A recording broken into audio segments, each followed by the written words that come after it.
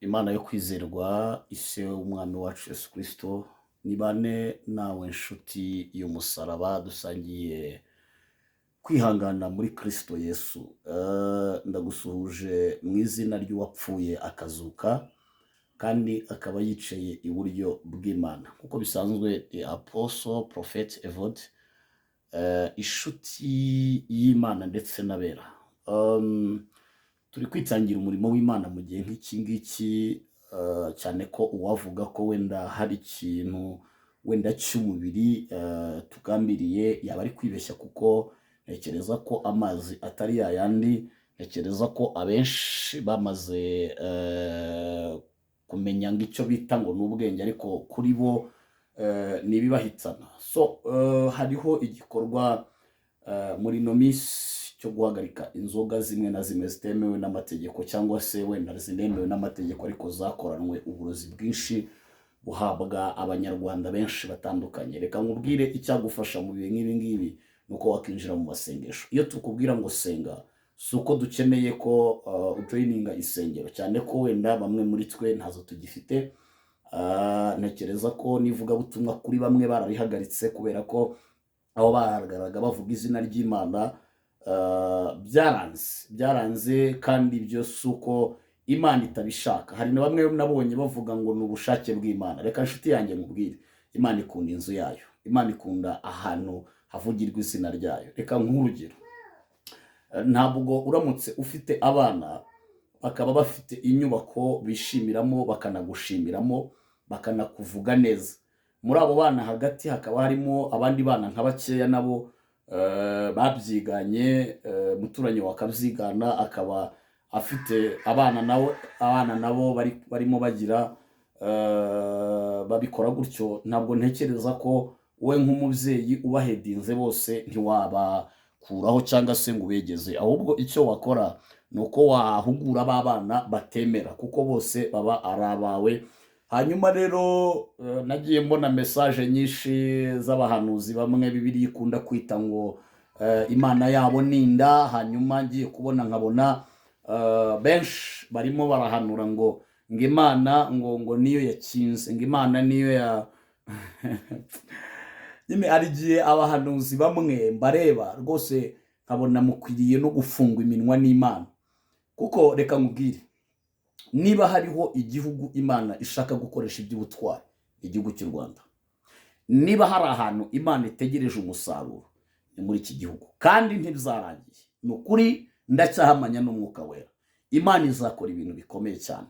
Imana izakora ibintu bikomeye ku buryo n'uzabireba azavuga ngo koko ni Imana. Bitinde bitebuke, Imana izakora ikintu gikomeye, izakora ikintu gishya, izigaragaza kandi iziyerekana, izakora ibidasanzwe. Hanyuma narindi kubabwira ko mwebwe mwari mwarabaswe n'ibiyobyabwenge. Nta kindi kintu cyera cyirabura mushobora gukora kitari ugusenga. Iyo ibintu tubivuze rimwe, kabiri, gatatu, kane, gatanu, ntimukagire ngo nuko wenda twabuze ibyo dukora, twabuze ibyo tuvuga. Oyaye, Imana ntishaka ko abantu bangirika, kuko hano yaba no muri abo basinzi harimo abantu bazakorera Imana mu buryo bukomeye cyane. Harimo abakozi b'Imana, harimo abantu bagomba kuzakorera Imana mu buryo budasanzwe. Harimo abantu bagomba kuzakorera Imana mu buryo buremereye, mu buryo bukomeye cyane. Nshuti z'umusaraba rero bakundwa muri Kristo Yesu, narinzanye message, si icyo naringendereye, narinzanye message, narinzanye ubutumwa kugira ngo ngira abo tuganira, kubera ko Imana hari ibyo ishaka ku bantu bayo. Imana hari ibyo ishaka ku bantu bayo. Niki Imana rero yantumye? Reka tubanze dusenge. Ndagushimiye Uhoraho wahozeho, ndagushimiye Mwami w'ijuru n'isi, ndagushimiye byiringiro bizima, ndagushimiye byirato by'abera, ndagushimiye bwirato bw'abakwizeye, ndagushimiye Samba itarumba giti cy'inganzamarumbo, ndagushimiye Jehova Rafa, ndagushimiye Jehova Nisi. Izina ryawe rihimazwe kuko ushobora byose kandi uhambaye. Uyu mwanya sengeye umuntu wese ugiye kudukurikirana kugira ngo ave mu rwego rumwe ajye mu rundi rwego. Mbisabye ntyo mbyizeye kubw'umwami wacu Yesu Kristo, amen. Mu masengesho y'iminsi 3 nasoje icyumweru cyashize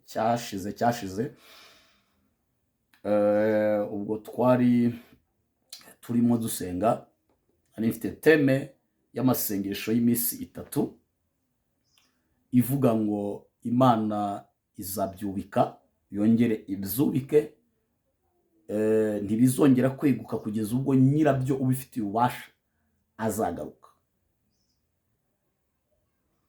Nari mfite indi teme mu masengesho nari ndimo y'iminsi 3 hamwe n'abera b'Imana, kuko mfite abo dusengana, ntabwo ndiho ntagira abo dusengana, afite timu y'amanyamasengesho b'imbaraga b'umuriro.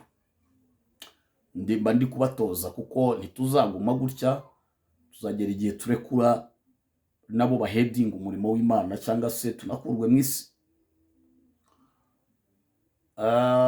Hanyuma nari mfite irindi jambo ry'Imana riri muri Yosuwa rivuga ngo none mbakuyeho igisuzuguriro cy'abanyegiputa babasuzuguraga. Ayo ni amagambo Imana yabwiye Yosuwa bamaze igihe bari ku gisuzuguriro cy'abanyegiputa, babatoteza, bababwira nabi, babahungeta. Hanyuma Imana ibwira Yosuwa, iramubwira ngo none mbakuyeho igisuzuguriro abanyegiputa babasuzuguraga. Hanyuma inshuti z'umusaraba bakundwa muri Kristo Yesu, ndagira ngo mbabwire ko ndi gusoza nagize iyerekwa mu buryo bw'inzozi. Nari ndyamye ku munsi wa 2 w'amasengesho, ngiye kubona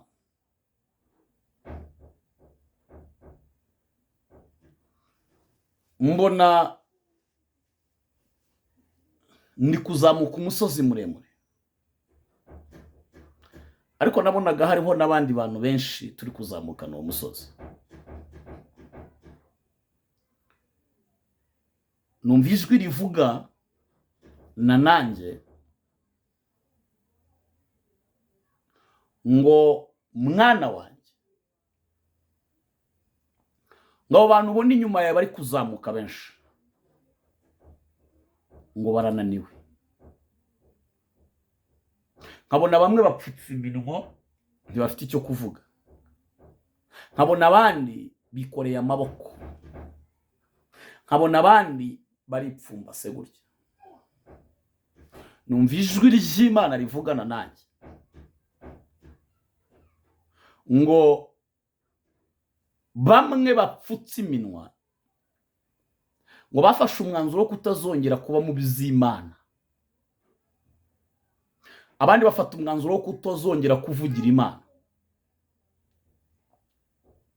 Ariko nabonaga uwo musozi turi kuzamuka twenda kuwurangiza, mbona habayeho kunanirirwa muri kimwe cya kabiri cya gatatu cyabo. Numva ijwi rivugana nanjye ribabaye cyane ngo uzambwirire abantu ko mfite agahinda. My godness, ngo uzambwirire abantu ko mfite agahinda. Hanyuma Imana ivugana nanjye irambwira ngo komeza urebe. Nagiye kubona mbona haje ibimashini binini, ariko byari imashini nka 2. Mbona kimwe giteruye abantu, ariko byari binini hariya biyorera imyanda. Mbona biteruye abantu birabazamura kuri wa musozi, mbona bibateretse hejuru. Imana irambwira ngo nubwo imashini yora imyanda, ngo ariko uyu mwanya ntabwo abanjye ari imyanda, ngo ahubwo ngo kuko bananiwe mbazaniye intwaro batatekerezaga ko narwanisha kugira ngo batsinde. Oh haleluya. Imana irambwira ngo mbwira abanyetorero ko igiye gukoresha ubundi buryo kugira ngo itabara abayo. Wanyitabye muri comment ukavuga ngo amen. Wanyitabye muri comment ukavuga ngo amina pastor. Tugeze hejuru kuri uwo musozi, ndabwirwa ngo hindukirure, ndebye inyuma mbona mu kibaya twaturutsemo hariyo abantu bamanitse amaboko gutya, bari kuboroga ngo mwatubabariye, ngo mwatu. Amajwi yawo ntabwo yari arimo azamuka ngo agere ku bantu bumve. Nanjye numvise umuntu ankora ku gutwi, numva ndazibutse, numva mpa ububasha bwo kumva abantu bari mu kabande hasi. Imana irambwira ngo bariya ngo bagenze biguru ntege, ntibanansaba imbaraga ngo kugira ngo bazagere kuri uyu musozi mwe mugezeho, ngo bizabatwara igihe kinini, ngo kandi bamwe bazapfira mu nzira. Nkivugana n'iryo jwi, ako kanya abantu mbona bahise batangira guhabwa imbaraga zo kuzamuka. Bamwe batangiye kuzamuka mbona baryamye hasi barapfuye, abandi bageze muri kimwe cya kabiri mbona baratongotse, abandi bagafata ibyatsi nkabona bari gusubira inyuma. Imana irambwira ngo yagiye itanga amahirwe menshi yo kugira ngo abantu bayegere, ngo ariko igihe kigiye kugera ngo abantu ngo ihishe abantu mu maso hayo. Imana igiye kwihisha, Imana igiye kwihisha. Nta nubwo ndi butinde, sindamara iminota irenga 20 ndi gutambutsa iyi message. Imana yarambwiye ngo mbwira abantu ngo nimugire vuba mushake mu maso hayo, kuko Imana igiye guhisha mu maso hayo. Abantu bagiye kuyishaka ihari bayibure, abantu bagiye gukenera abahanuzi bababure, abantu bagiye gukenera abakozi b'Imana bukuri bababure, abantu bagiye gukenera gushyingirwa boroho bashyingirirwa, abantu bagiye gukenera kumva ijambo ry'Imana bibacange, abantu bagiye gukenera kubana n'Imana byange. Habayeho umukwabo ukomeye w'ijuru, amaboko y'Imana anyuze mu isi, ibirenge by'Imana binyuze mu isi, ihanyuze bucece. Abakomeye n'aboroheje bagiye guhura n'akaga gakomeye. Imana rero ibatabare, Imana ibagirire neza. Iryo yerekwa ndigira naravuze ngo Mana nemere kuritambutsa, irambwira ngo uzaritambutse, ariko nurisoza ntuzagira ibindi urenzaho, uzahita usoza ikiganiro. Imana ibaho umugisha, Imana ibane namwe. Iki gihe ni cy'abanyabwenge, iki gihe ni cy'abahanga, iki gihe ni cy'abantu bari intellectual mu mutwe mu buryo bw'umwuka. Iki gihe amadiploma agiye guta agaciro, iki gihe amafaranga agiye kuba ibyatsi, agiye kuba mbese iki gihe kiragoye. Iki gihe rwose umuntu agiye kujya atunga yifuza amahoro yaburi, n'amafaranga yumve yayaca, yumve ntacyo amaze. Abantu bagiye kuzagaba imitungo yabo, nabo hanze bagaba imitungo. Mwari muzi ko hari abantu basigaye bafata imitungo yabo bakayandika ku mbwa zabo, ama etage nk'atatu umuntu akabyandika ku mbwa, kubera urukundo rwashize, kubera urukundo rwakonje. Hari ababura, hari n'abandi bamena ibiryo, hari abambaye imyenda batazi n'umubare, hari n'abandi bambaye ubusa. Nuko isi yubatse, nshuti z'umusaraba, nta muntu ugufitiye impuhwe n'umwe. Urasabwa kwegera Imana, urasabwa guhendahenda Imana, urasabwa kubana n'Imana. Imana ibamugisha. Shalom shalom shalom. Mwakire ubwo buhanuzi, kandi icyo gukora nta kindi ni ukwegera Imana mu gihe bigishoboka. Kuko Imana yarambwiye ngo nibanshake bikiri bugufi, nimunshake mumbone, nimunshake ndabiyereka, nimunshake ndabana namwe. Imana rero ibaho umugisha. Ubutumwa dutambutsa nakagaruka. Mwami Yesu abane namwe.